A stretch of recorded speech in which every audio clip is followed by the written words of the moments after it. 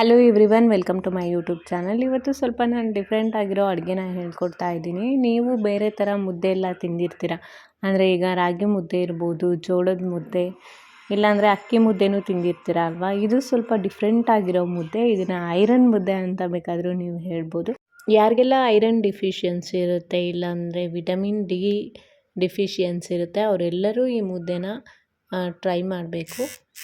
ಮೊದಲಿಗೆ ಇಲ್ಲಿ ನೋಡ್ತಾ ಇರ್ಬೋದು, ಅಳತೆಗೆ ನಾನು ಒಂದು ಬೌಲ್ನ ಇಟ್ಕೊಂಡಿದ್ದೀನಿ. ಆ ಬೌಲಲ್ಲಿ 1 ಬೌಲಷ್ಟು ಅಕ್ಕಿನ ತೊಗೊಂಡಿದ್ದೀನಿ. ಅಕ್ಕಿನ ಲೋ ಫ್ಲೇಮಲ್ಲಿ ಚೆನ್ನಾಗಿ ಹುರ್ಕೊಳ್ಬೇಕು ಫಸ್ಟು. ಅಂದರೆ ಸ್ವಲ್ಪ ಕೆಂಪಗಾಗೋವರೆಗೂ ಅಕ್ಕಿನ ಹುರ್ಕೋಬೇಕಾಗುತ್ತೆ. ಅದು ಸ್ವಲ್ಪ ಹುರಿದೆಲ್ಲ ಆದಮೇಲೆ ಒಂದು ಪ್ಲೇಟ್ಗೆ ಹಾಕೋತಾ ಇದ್ದೀನಿ, ನೋಡ್ಬೋದು. ಆಮೇಲೆ ಇನ್ನೊಂದು ಬೌಲು ನಾನು ಗೋಧಿನ ತೊಗೊಂಡಿದ್ದೀನಿ. ಗೋಧಿನೂ ಕೂಡ ಇದೇ ಥರ ಹುರ್ಕೊಂಡಿದ್ದೀನಿ ಚೆನ್ನಾಗೆ. ಅಕ್ಕಿ ಎಷ್ಟು ಬೇಗ ಗೋಧಿ ಹುರಿಯಲ್ಲ, ಅಂದರೆ ಅದನ್ನು ಸ್ವಲ್ಪ ನಿಧಾನವಾಗಿ ನೀವು ಹುರ್ಕೋಬೇಕಾಗುತ್ತೆ. ಗೋಧಿ ಹುರಿಬೇಕಂದ್ರೂ ಅಷ್ಟೇ ಸ್ವಲ್ಪ ಮೀಡಿಯಮ್ ಲೋ ಫ್ಲೇಮಲ್ಲೇ ಇಟ್ಕೊಂಡು ಹುರಿರಿ, ಇಲ್ಲಾಂದರೆ ಸೀದೋಗಿಬಿಡುತ್ತೆ. ನೆಕ್ಸ್ಟು ನಾನು ಒಂದು ಬೌಲು ಉದ್ದಿನ ಬೇಳೆನ ತೊಗೊಂಡಿದ್ದೀನಿ. ನಿಮ್ಮ ಹತ್ರ ಉದ್ದಿನ ಕಾಳಿದ್ರೆ ಅದನ್ನೇ ಯೂಸ್ ಮಾಡ್ಬೋದು, ಅದೇ ಬೆಸ್ಟ್ ಅಂತ ಹೇಳ್ತೀನಿ. ಉದ್ದಿನ ಬೇಳೆ ಇಲ್ಲ ಉದ್ದಿನ ಕಾಳನ್ನ ಯೂಸ್ ಮಾಡೋದ್ರಿಂದ ನಿಮಗೆ ಸೊಂಟ ನೋವು ಇಲ್ಲ ಬೆನ್ನೋವು ಆ ಥರ ಎಲ್ಲ ಇದ್ದರೆ ಅದು ಹೋಗುತ್ತೆ.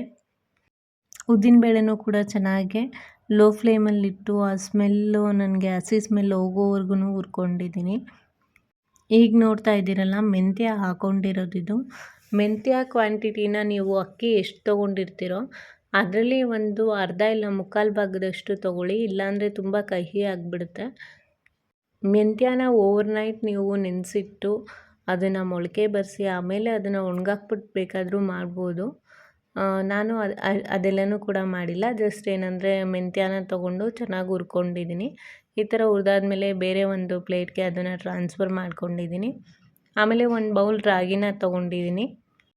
ರಾಗಿ ಯಾವಾಗಲೂ ಅಷ್ಟೇ ಕಪ್ಪು ರಾಗಿ ತೊಗೋಬಾರ್ದು. ಕಪ್ಪು ರಾಗಿ ತೊಗೊಂಡ್ರೆ ತುಂಬಾ, ಈಗ ಮುದ್ದೆ ಎಲ್ಲ ಮಾಡಿದಾಗ ಮೆಂತ್ಯ ಕಲರ್ ಬರಲ್ಲ, ಅದು ಮುದ್ದೆ ಕಪ್ಪು ಕಲರ್ ಬರುತ್ತೆ, ಮತ್ತು ಅಷ್ಟು ಟೇಸ್ಟಿಯಾಗಿ ಕೂಡ ಇರಲ್ಲ. ಈ ಥರ ಕೆಂಪು ರಾಗಿ ಸಿಗುತ್ತೆ ನಿಮಗೆ, ಕೆಂಪು ರಾಗಿ ತೊಗೊಳ್ಳಿ. ಆಮೇಲೆ ಇದನ್ನು ಯಾವುದೇ ಕಾರಣಕ್ಕೂ ಹೈ ಫ್ಲೇಮಲ್ಲಿ ಇಟ್ಕೊಂಡು ಹುರಿಯೋಕ್ಕೆ ಹೋಗಬೇಡಿ, ಯಾಕಂದರೆ ಈ ರಾಗಿ ಸಾಸಿವೆ ಅದೆಲ್ಲ ಹುರಿಬೇಕಂದ್ರೆ ಅಷ್ಟೇ ಸಿಡಿಯುತ್ತೆ. ಸೊ ಸ್ವಲ್ಪ ಲೋ ಫ್ಲೇಮಲ್ಲೇ ಇಟ್ಕೊಂಡು ಎಲ್ಲನೂ ಹುರ್ಕೊಳ್ಳಿ. ಈ ಥರ ನೋಡ್ತಾ ಇದ್ದೀರಲ್ಲ, ಎಲ್ಲನೂ ಹುರ್ಕೊಂಡು ಮಿಕ್ಸ್ ಮಾಡ್ಕೊಂಡಿದ್ದೀನಿ.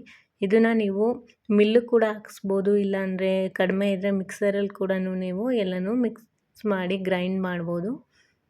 ಇಷ್ಟು ಪೌಡರ್ ರೆಡಿ ಆಯಿತು ನನಗೆ. ಆಲ್ಮೋಸ್ಟ್ 1.5 kg ಅಷ್ಟು ಪೌಡರ್ ಮನೇಲೇ ಮಾಡಿಕೊಂಡೆ ನಾನು ಮಿಕ್ಸಿಯಲ್ಲಿ. ಆಮೇಲೆ ಈ ಪೌಡರ್ನ ಆದಷ್ಟು ನುಣ್ಣಗೆ ಮಾಡ್ಕೋಬೇಕು. ತರಿಯಾಗಿದ್ದರೆ ಮುದ್ದೆ ಅಷ್ಟು ಚೆನ್ನಾಗಿ ಬರಲ್ಲ. ಮುದ್ದೆ ಮಾಡೋದು ಹೇಗೆ ಅಂತ ಹೇಳ್ಕೊಡ್ತಿದ್ದೀನಿ. ಒಂದು ಚಿಕ್ಕ ಬಾಣಲಿ ಇಟ್ಕೊಂಡಿದ್ದೀನಿ ನಾನು.